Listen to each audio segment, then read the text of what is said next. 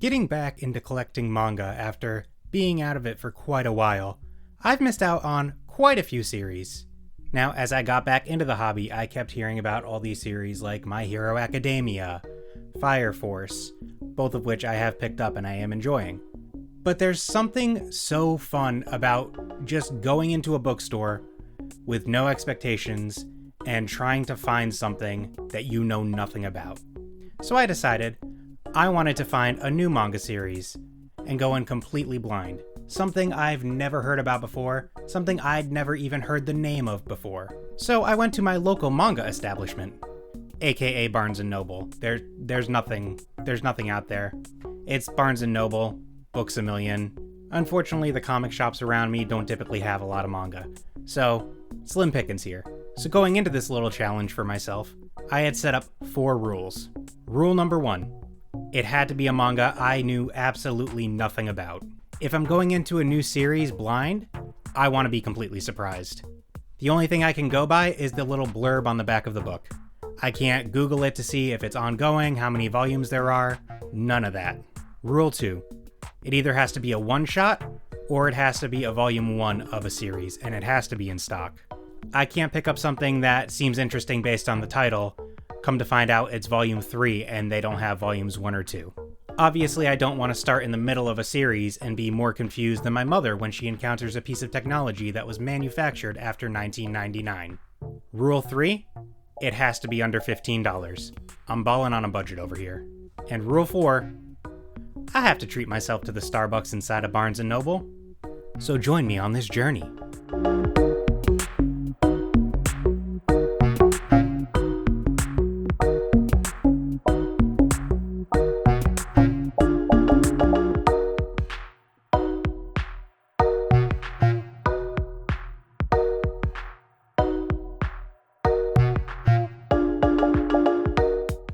So the first thing I noticed right off the bat was the Volume 1 omnibus of Initial D. Initial D's nuts, am I right? Here's a marker. Got 'em! I am definitely interested in reading Initial D, but for the purpose of this challenge, I'd heard of it. It's one of the most well-known manga out there. For that same reason, Spy Family and Sakamoto Days were out of the running. Again, these are some series I'm interested in, but unfortunately because I knew about them prior to going in here, I can't pick them up. Which really sucks because I'm wicked interested in checking out Sakamoto Days. Such a fun premise. They also had the Blue Lock omnibuses, which those were going to be a contender, but they were out of the arbitrary budget I set for myself. And I did know about the series beforehand. It does suck that I did know about this series, and that it was a little bit out of my budget because it's an omnibus. It would have been 3 volumes in one. Would have been a bargain. Plus, I am trying to broaden my manga horizons and delve a little bit more into sports manga. I do have Volume 1 of Haikyuu, haven't read it yet, but I've heard good things, and it's just a genre I'm looking to explore. Plus, these omnibuses are actually of pretty decent quality. It's not like the Viz Media ones like Bleach, where the paper is just paper thin. Well, I guess paper is supposed to be paper thin. It's thin. It's thin paper. It's not good quality. I actually have a few of the Fire Force omnibuses, and those are similar quality. It just seems like Kodansha just makes pretty decent omnibuses. I think the Initial D omnibus might have also been Kodansha, so good job, Kodansha. You done did good. Now, I saw this one, Destroy All Humans, They Can't Be Regenerated. Unfortunately, my dumb brain only saw the words Destroy All Humans, so I had just assumed this was going to be a manga adaptation of the PS2 era video game. It wasn't. This unfortunately was not something that I was interested in. Now, Pet Shop of Horrors actually caught my eye. The cover looks great, the name is intriguing. Now this one seems to be about a strange pet store, where these fantastical and potentially dangerous pets are purchased, and it's run by this guy named Count D. And there's also an investigation of some sort surrounding it. Seemed interesting, but it is expensive and out of my price range. Sorry, Count D. Count D's nuts! There should be 2 of them. Got him again! So after browsing a little bit, I did find a few contenders. Kindergarten Wars. The name caught me off guard, so I picked it up. Seems like a pretty interesting premise, so of course, it's in the running. The Hitman Stands. Another one where I saw the name and I thought, is that about what I think it's about? So I checked the blurb on the back, and indeed, it does appear to be about a hitman who is a very big fan of a pop star. Then there was dysfunctional family theory. I mean, don't we all have dysfunctional families? Maybe not as dysfunctional as finding out that your ex-girlfriend died. You may be the father of her child, and now you have to move in with the other man who may potentially be the father of her child. Oh, and also a DNA test isn't going to be run. So whoever this child likes the best, that's their new dad. Okay, maybe my family's not that dysfunctional. So after all this searching, what I ended up getting was a latte and a bacon, egg, and cheese. It was pretty good. Oh, you wanted to know the manga, not what food I got. Oh, thank God, I didn't want to have to turn this into a mukbang channel. So after careful consideration, the series I ended up picking up volume 1 of was The Hitman Stands.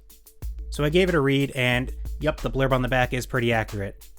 Imagine John Wick quits being a hitman, but instead of being sad and depressed all the time, he decides he just wants to go to Taylor Swift concerts. Kind of similar to this. I mean, he even dresses exactly like John Wick. Come to think of it, I think all hitmen I've ever seen in anything are pretty much dressed in a black suit. I never really thought about it that deeply before, but do hitmen have uniforms? Is a suit like the Best Buy polo of the hitman world? I ended up finding it interesting enough that I will check out Volume 2, but Volume 1 wasn't without its problems. The pacing was a little odd. It does kind of breeze past his decision to quit being a hitman and to kind of follow this pop group, specifically one pop idol. And after that first chapter, the subsequent chapters just kind of follow him adjusting to life not being a hitman, which in itself is interesting, but within the framework of the premise they set up where he quit being a hitman specifically so he could be a fan of this pop idol, it just doesn't, there was some kind of a disconnect there for me.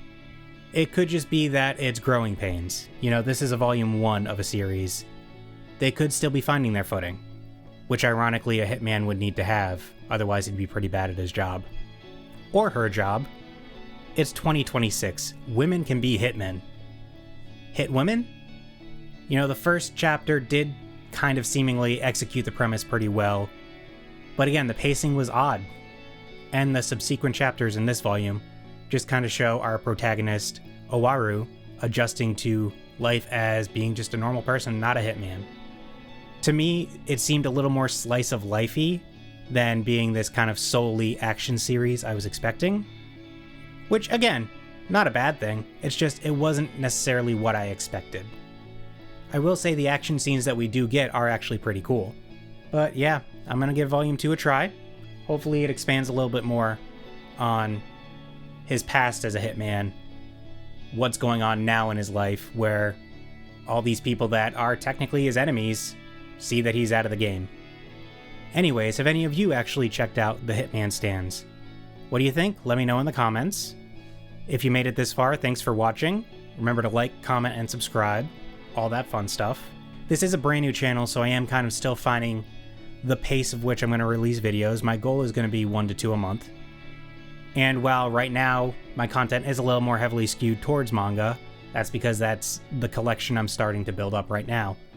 I do also collect video games, as you can see behind me, and I do plan on making content about that as well. So if you're interested in that, subscribe. Anyways, thanks for watching. See you in the next video. Deuces!